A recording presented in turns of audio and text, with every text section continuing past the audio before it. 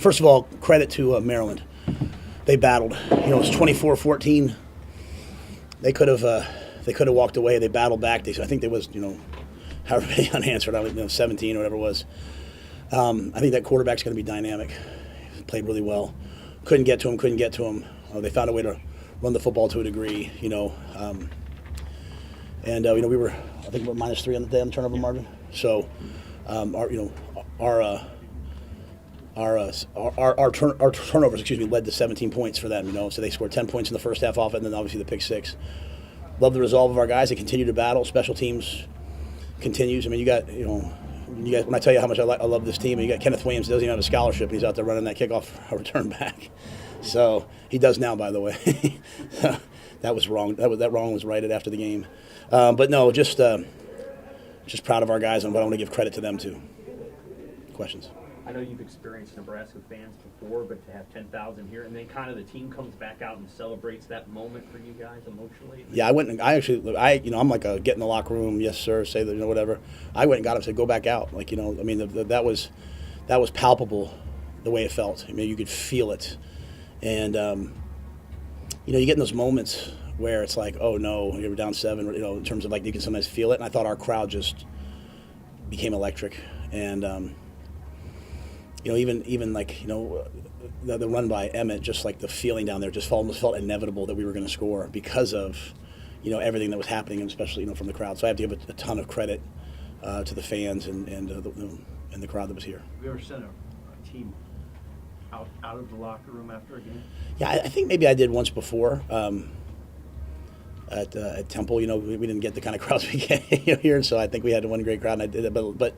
It wasn't planned. It wasn't anything. It was just more like, I have a bunch of guys that do exactly what they're told. They're trying to get in because, we want to get in and get on the road. But I wanted to make sure that I want our players to enjoy that moment. It's 2 straight close. There was a time where we were talking about bowl droughts and never winning a close game. Well, we're figuring a lot of that stuff out. So I wanted them to enjoy that moment, that reaction with their families, with their friends, with their fans, the people that came here. And so that was. This is living. You don't get to feel this very often, you know what I mean? In our, and so I want them to enjoy it as long as possible. Can you speak on what Emmett gave you, just the balance he added to the offense, especially when the throwing game had some issues at times today to have the ground game go with it? Yeah, so we came out of last game, and we looked at the numbers, and we were 5.5, 6 yards a carry. We had a bunch of good runs. So we just said, hey, and we knew that they have these freshman edge rushers that are really, really dynamic in 29 and 9. So we were just like, hey, we're going to run the football, especially early. And, that first drive, it was clear, I think of our first 11 runs, I think 6 or 7 of them were 6+ yard runs. So we were feeling good. But Emmett was on fire. And, I think 2 plays that really stand out to me are the play where Dylan was getting hit in the backfield, spun out and hit Luke, and then Luke went down the sideline, and then obviously Emmett's long run. I mean, I was screaming at the officials, and he kept still running because I didn't know, we're not screaming, but just screaming to run, and I didn't realize he was even still running at some point. They're just such a great run. So, I just think Emmett's the ultimate competitor, but you look at him, like I said, he's third in Big Ten in rushing, so Dana wanted to get him some more attempts, and they did a good job of controlling the clock for a team that's not really a running offense, a passing offense. They did have the ball quite a bit, and then our turnovers in the first half hurt us, so we didn't get a ton of rhythm, but we knew eventually we would we'd break through. In your words, what does it say about Dylan to come back and lead the team to that score after what had happened? Yeah, I mean, one of the moments of my coming up in coaching, I was a young assistant offensive line coach for the Giants, and in the first half, I don't know if it was 4 or 5 interceptions Eli Manning threw against Tampa Bay, and he came back and won the game, kind of a walk-off play like that. And I just remember being like those guys don't get to feel sorry for themselves. They don't they just got to keep playing. And so, Dylan was banged up. He was hit in the thigh in the first half. Obviously that one pick that the kid hit him late, but. He's just the ultimate competitor. It's why I get upset. Sometimes when people, the national media, it's all the Mahomes compare. I'm like, this guy's a stone cold fighting winner, and he wants to win so badly. Ja'Cory, you guys saw that punt return, that last punt return. He reverses field, gets laid out, and then instead of running off the field, he just runs right back in the huddle. I mean, how can you not be inspired by those guys? So Dylan. He'll go back and look at the tape. You kind of live by the Sardavas for the touchdown he threw to Dane in the back of the end zone. I mean, that might have been not a great decision, but he made it and he made the play. The last touchdown to Dane there, the one-handed catch, that ball's at 6 inches less. It's picked off. It's the perfect throw, perfect catch. So I'm proud of the kid. Was the second interception when he trying to throw that ball out of bounds? I don't know. I'd have to ask him. Yeah, just kind of like, Glenn does such a good job with those guys. And my thing was like, hey guys, if it's not there, let's just throw it away. Like we were in great rhythm, we were feeling good, and we decided to take a shot. Isaiah had run by them, earlier. We just felt like our long speed, we were going to be able to run by them, and low pressure, and we were just going to throw that ball away and keep playing. So I'm not super sure. Matt, you've not had a game-winning drive on offense in your time here. What kind of confidence, what kind of momentum do you think that can build for you now? You're at the halfway point of the season going forward because of that? Yeah, it's the same thing always, right? Like, do we have to be in that situation? Like, did we have to have 3 interceptions? We didn't tackle very well tonight? Like, we were diving at the ground a lot? No, they also have they're elite skill players there, and so that's my biggest gripe right now with our conference. Like that's a good football team, and I don't know if we push that enough. Like Maryland's, like they're talented as could be, and so they were hard to tackle. So I guess my point is like, did we have to be in that position? With that being said, we scored 10 points in the final 7-6 minutes, right? Like that's what winning teams do. And on defense you got to put them away. And then by the way, they still had, I would say by the way, not to you, Mitch. I'm saying to our team, like I'm like to the team, like hey, by the way, like they still had a chance to go down and win it at the end, and then they make the play on third and whatever, and you're like, oh, but then we made the play on fourth. So. Yeah, I think in terms of momentum, I think it just continues to breed confidence. The biggest thing I felt was like no one was panicked on the sideline, but they weren't panicked last week. Like the Cincinnati game, that's three close wins. That comes down to the end, and our guys are very, very comfortable in the fourth quarter. And really, these are all the questions you guys have asked me about. Like, hey, how are we going to get over this thing? And I said, right, we're going to inoculate them by doing it all the time. We're going to teach it at a high level, and I thought we did it pretty well there. So that being said, we were 5-1 last year.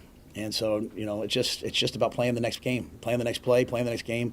As corny as that sounds, man, I sit there the whole game. I can just tell you my nerves inside, guys, are going 100 miles a minute, and I just say play the next play, play the next play. Like just keep playing. So I'm preaching that. I believe it. You just touched on it, but can you speak more on that relentless pursuit of this team, just doing whatever it takes to win that may not have always been there before? Well, I think, in fairness to our guys, I think we're just better. I mean, I think our guys battled. My first year, I love those guys. Like whatever success we have here moving forward, I'll always look back to the Reimers and the Nick Henriches and all those guys. Like those guys were absolute warriors. And so, I remember Ty Robinson saying to me one time, he said, "Coach, the one thing about us Nebraskans, even though he's from Arizona, he comes from Nebraska blood, right? That mom and dad went to Chadron State. Like, I remember him telling me, he's like, we can handle adversity and we don't quit. And so they've always had that. We're just getting better, and we're just making play. I mean, Pritchett kind of rolled his ankle and he played, hard. At the very end, he just was just really starting to limp on it. We put Turner in for him. Turner Corcoran. It's been a full year, and he's out there and he makes the plays at the end. So, if I could say one last thing, I think the offense and the defense, I think they support each other really well, and our special teams continue to come through. Even at the end of the half, it's sort of a shame we took that sack because we got the ball to the 50 at the half. We could have probably kicked a field goal. Back-to-back weeks on the road, short week next week. How do you kind of attack what's next? You don't have a lot of time to really think about this. Yeah, I mean, we're going to do the exact same week. The way we look at it, Friday night is about 12 hours from an 11 o'clock game. So we'll do the exact same game week. Like we'll practice on Sunday, we'll take Monday off, we'll do Tuesday, we'll do Wednesday. Just Thursday morning, instead of practicing, we'll walk through, and then Thursday night we'll head up to Minnesota. I mean, the travel here was, when we came on Thursday night, it was first class, absolutely first class. The hotel was elite. One of the best bus drivers that we've ever had, but Thomas, Susan, everything was really, really, really important here, and I think that shows up in the fourth quarter. Like, when I say those things, like, I want our guys to understand, like, hey, the reason why we eat well, the reason why we do all these things is so that in the fourth quarter you have energy to go make the plays to win. It's not for anything. It's not to be entitled. And I thought we had no distractions. We took our guys to a sauna and a cold plunge place, and the owner afterwards told Mitch, he was like, it's the best group of people we've ever had come through here. So that's not me, that's Sierra. That's, I'd asked the high school, we went to walk through at a high school, I'd asked the high school coach if the DBs could stay longer because they wanted to get individual drills on 5 a.m. I mean, just the culture of those guys is outrageous. And so we'll have to do that this week, though, because Minnesota's a really good team. It's a tough team. It's a hard place to play. It's been a while since we beat them. We're heading there. It's a game that we're going to, obviously, Julie, my wife Julie there, she lost her mother, Donna, to breast cancer. And my mom, my mom, Gloria, had breast cancer. So it's something we're very, very, very passionate about. And, we're going to do it'll be a breast cancer game this Friday. We partnered with Minnesota to do it. So, but we'll have to muster a lot of stuff, because this was obviously took a lot out of us. Is there anything else you can say just about the playmaking? Like Heinrich with the catch on the sideline there. What a catch. And Dylan too, I think he's falling down when he threw the pass to Hunter on the last drive. Like, you guys stepped up and made plays in Yep. the fourth quarter. Yeah, I mean, and you go back, even Isaiah at the beginning, right, taking that same screen to the house. I mean, you just, you get rid of the 3 turnovers. But again, we're going to have, you want to make those kind of plays. Sometimes they're going to make plays too. The ball's going to get intercepted. But so good to see like Luke make the play that he made, Heinrich make that was an unbelievable catch by Heinrich, unbelievable catch by Dane Key. And so, you watch us play, like DeKeel's rotating in, Keelan Smith's out there, he's rotating in, Cortez Mills out there, Quinn Clark. We trust them all, and they all got to go play. And so, like I said, Kenneth Williams with the big kickoff return. Isaiah Mosey, they had him a 2nd and 20. He makes a great run to get us, in decent position. So it's just kind of the mindset of Dana, like, hey, just we're going to put the ball out there, and guys have to go make plays. All right. Thanks. Thank you.